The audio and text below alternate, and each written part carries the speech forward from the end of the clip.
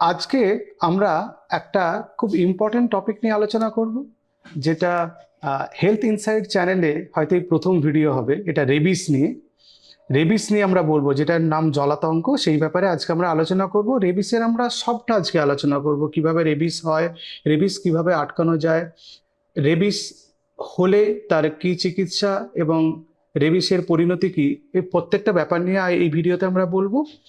আপনাদের বলি, welcome to health insight channel. আমি ডক্টর এস এ মল্লিক, আমি একজন ফিজিশিয়ান, আমি কলকাতাতে প্র্যাকটিস করি। রেবিস একটা ভাইরাস ঘটিত রোগ এবং এটা ওয়ার্ম অ্যানিমাল, যারা ম্যামলস মানে স্তন্যপায়ী অ্যানিমাল, তাদের বাইটে বা স্ক্র্যাচে রেবিস ভাইরাস হতে পারে। রেবিস প্রাইমারিলি অ্যানিমাল এবং হিউম্যান, জীবজন্তু এবং মানুষের নার্ভাস সিস্টেমকে অ্যাফেক্ট করে, সেন্ট্রাল নার্ভাস সিস্টেমকে অ্যাফেক্ট করে। সেন্ট্রাল নার্ভাস সিস্টেমে দুটো পার্ট, একটা ব্রেন আর একটা স্পাইনাল কর্ড, এই দুটো অর্গানকে অ্যাফেক্ট করে। রেবিস এমন একটা রোগ যে রোগ হলে এতে মৃত্যু নিশ্চিত। কেউ কেউ বলেন একটা, কেউ কেউ বলেন তিনটে, এরকম সারা পৃথিবীতে কেস পাওয়া গেছে যেটাতে যাদের রেবিস হয়েছিল কিন্তু তারা বেঁচেছেন। বাকি যতজনের রেবিস হয়েছে সবাই মারা গেছে। ওয়ার্ল্ড ওয়াইড প্রত্যেক বছর 50,000 থেকে 60,000 লোক রেবিসে মারা যায়। এটা খুব বাজে স্ট্যাটিস্টিক্স এবং এটা এটা এই স্ট্যাটিস্টিক্সটা এটাই বলে দেয় যে এটা কতটা মারাত্মক একটি রোগ। আশার খবর যে ইউরোপিয়ান কান্ট্রিগুলোতে, বিশেষ করে যে কান্ট্রিগুলোতে অনেক ভালো ভ্যাকসিনেশনের সিস্টেম এগুলো চালু করা হয়েছে, বিশেষ করে পেটসদের, বাড়িতে পোষা জীবজন্তুদের, সেখানে রেবিস অত্যন্ত কমে গেছে। ইউনাইটেড স্টেটস মানে আমেরিকাতে রেবিস সারা বছরে মাত্র 3 জন বা তার কম মারা যান রেবিস থেকে। যদিও ইউনাইটেড স্টেটসে মানে আমেরিকাতে ব্যাট বাইট থেকে সাধারণত রেবিস হয়, রেবিস ব্যাট বাইট থেকে হয়, ডগ বাইট বা ক্যাট বাইট থেকে অতটা পাওয়া যায় না, কারণ ধরে নেওয়া হচ্ছে যে ওনাদের ওখানে পেটসের ভ্যাকসিনেশন খুব ভালো। কিন্তু এশিয়া এবং আফ্রিকান কান্ট্রিগুলোতে ডগ এবং ক্যাট, এদের বাইটে রেবিস হয়। রেবিস কেন আমাদের জানতে হবে এবং পড়াশোনা করতে হবে? আমরা ভারতবর্ষে প্রচুর পোষ্য আমরা বাড়িতে পুষে থাকি। রাস্তাঘাটে প্রচুর স্ট্রে ডগস ঘুরে বেড়াচ্ছে, বিড়াল ঘুরে বেড়াচ্ছে, কারো আঁচড় লাগছে, কারো কামড় লাগছে। আপনি শুনে অবাক হবেন যে ভারতবর্ষে যত মানুষ রেবিসে আক্রান্ত হন তার বেশিরভাগটাই বাড়িতে পোষ্য জীবজন্তুর কাছ থেকে রেবিস হওয়ার জন্য।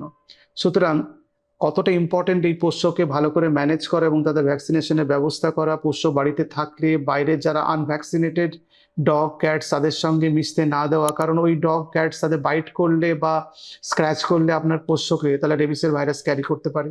এই ব্যাপারগুলো আমাদের মাথায় রাখতে হবে এবং মেনে নিতে হবে। প্রথমেই আমরা আলোচনা করি যে আমরা গেলাম কোথাও, ডগ বা ক্যাট আমাদের স্ক্র্যাচ করলো বা বাইট করলো, তো ফার্স্ট আমাদের কি করতে হবে? তো যে জায়গাটায় বাইট করেছে উনটাকে সাবান দিয়ে এবং রানিং ওয়াটার দিয়ে ভালো করে ওয়াশ করতে হবে এবং 10% প্রভিডন আয়োডিন দিয়ে ওয়াশ করা যেতে পারে।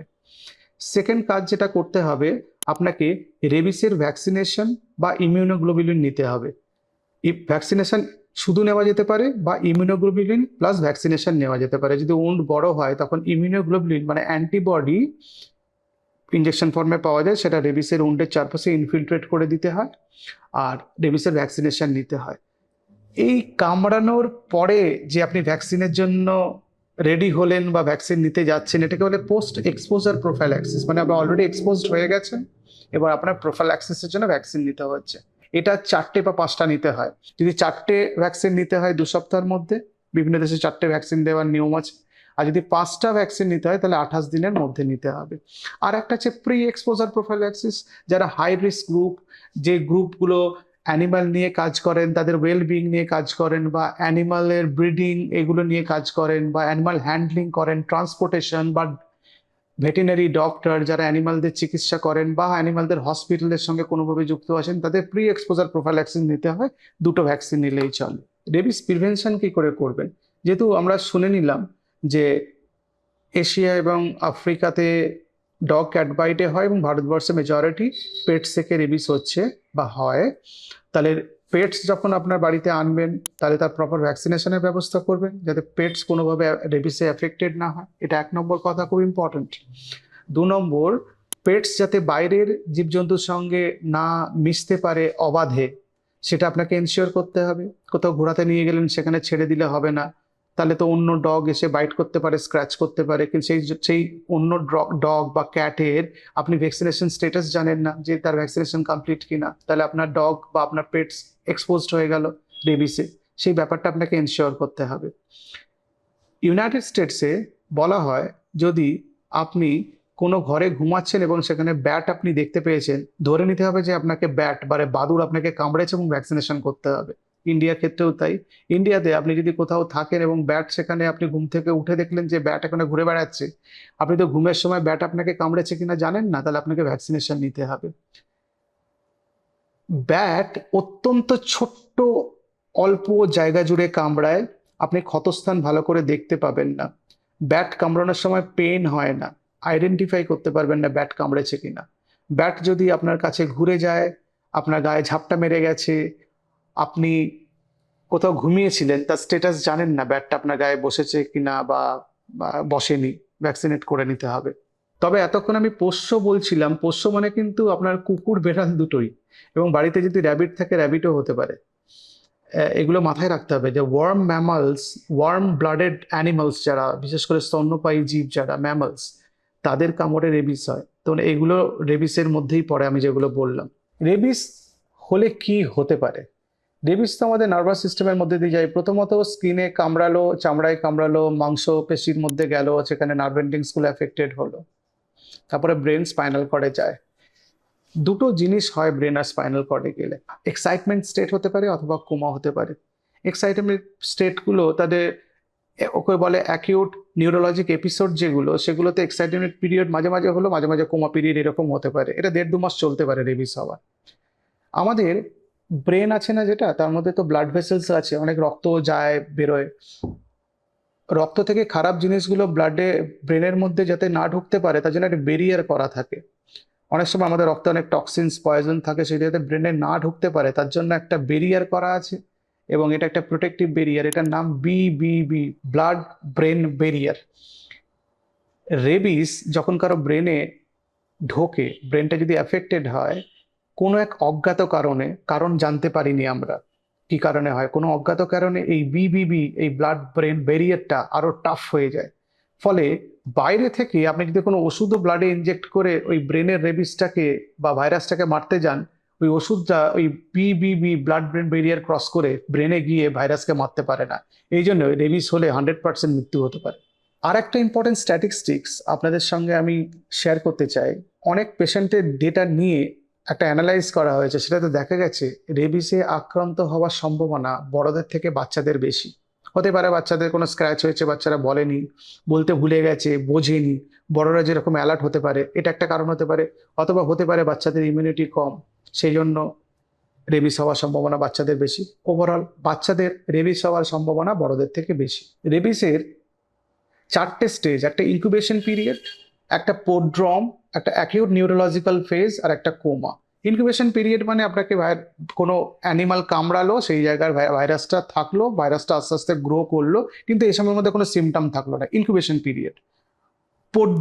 পোড্রম মানে এই সময়ে ভাইরাসটা নর্মাল ভাইরাল ফিভারের মতো বিহেভ করতে পারে।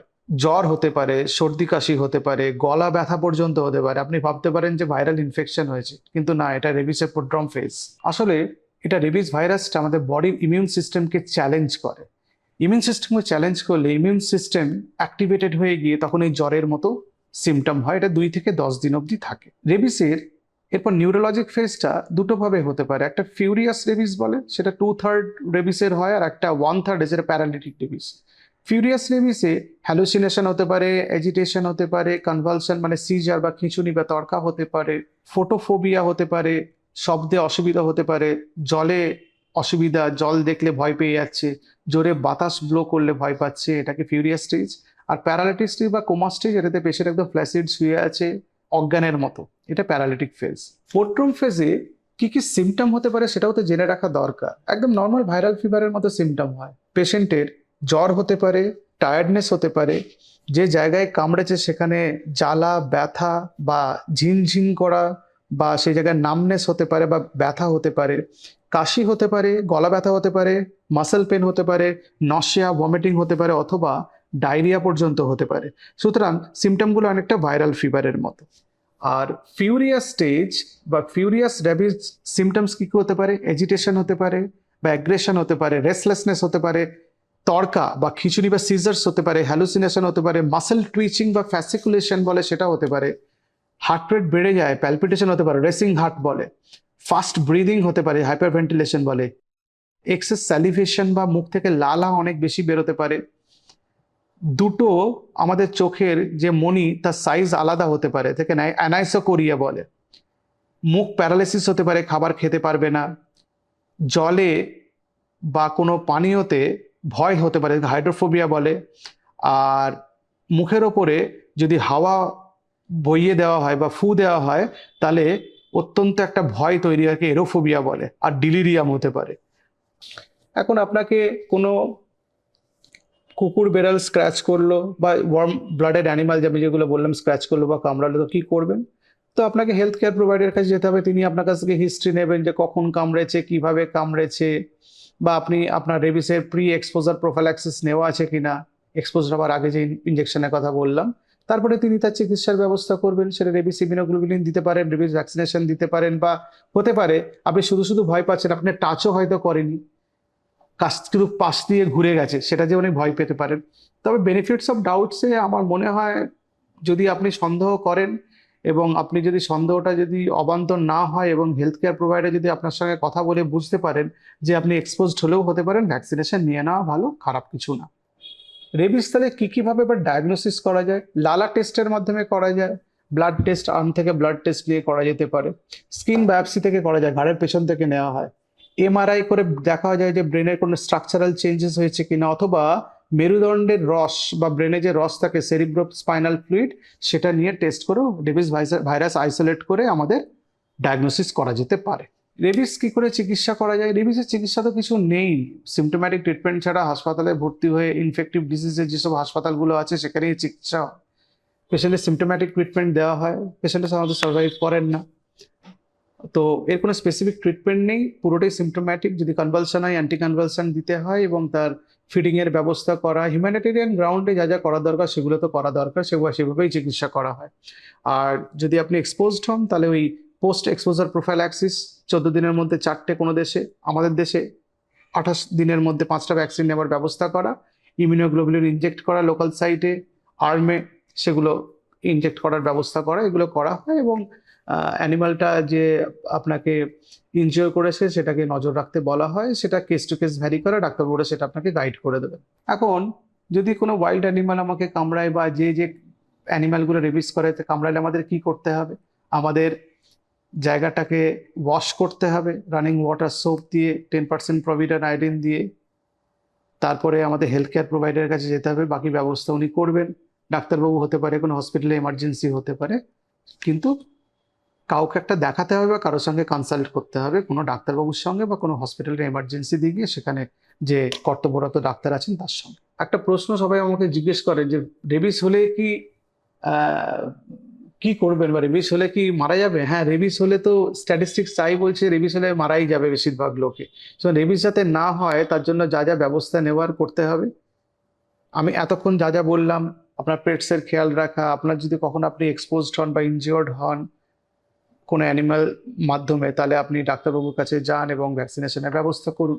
কখন ইমিডিয়েটলি আপনাকে এমার্জেন্সিতে যেতে হবে? যদি ওয়াইল্ড কোনো অ্যানিমাল বা ক্যাট বা ডগ কেউ যদি আপনাকে কামড়ায়, মনে করুন উন্ড যেখানে কামড়েছে খুব ডিপ হয়েছে বা প্রচুর ব্লিডিং হচ্ছে, অথবা মুখে বা ঘাড়ে কামড়েছে, তাহলে কিন্তু অবশ্যই আপনাকে এমার্জেন্সিতে যেতে হবে।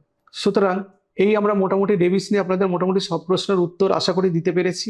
রেবিস হয়েছে কি হয়নি সেটা এখন ভাবার সময় নয়। যদি আপনি কোনোভাবে এক্সপোজড হন তাহলে ডাক্তার দেখান, ভ্যাকসিনেশনের ব্যবস্থা করুন, কারণ রেবিস একটা কমপ্লিটলি প্রিভেন্টেবল ডিজিজ। আপনি যদি চান এটাকে আটকে দিতে পারেন, একমাত্র যদি এটাকে অবহেলা করেন বা আপনি কোনো ভুল করেন এটা চিকিৎসাতে, তাহলেই একমাত্র রেবিস আপনার হতে পারে। অনেকে হতে পারে যে ভ্যাকসিনেশন শুরু করলো আর নিল না, কিছু হচ্ছে না বলে, সঙ্গে সঙ্গে তো হয় না রেবিস, অনেকদিন পরে। কারণ আমি যে বললাম ইনকিউবেশন পিরিয়ড, পোড্রম পিরিয়ডের পরেও রেবিস হতে পারে, মানে 20-22 দিন, 25 দিন, 1 মাস, 1.5 মাসের পরেও আপনার রেবিস আসতে পারে। সুতরাং একটা দুটো ভ্যাকসিন নিয়ে কিছু হলো না বলে ভ্যাকসিনেশন বন্ধ করা যাবে না, পুরো কোর্সটাই আপনাকে নিতে হবে। সুতরাং এটা একটা প্রিভেন্টেবল ডিজিজ, যেহেতু ডাক্তারবাবুরা যেরকম বলছেন, প্লাস আমি এই ভিডিওতে যে গাইডলাইনটা দিলাম দয়া করে মেনে চলবেন, তাহলে দেখবেন আপনারা নিরাপদে থাকবেন। নমস্কার।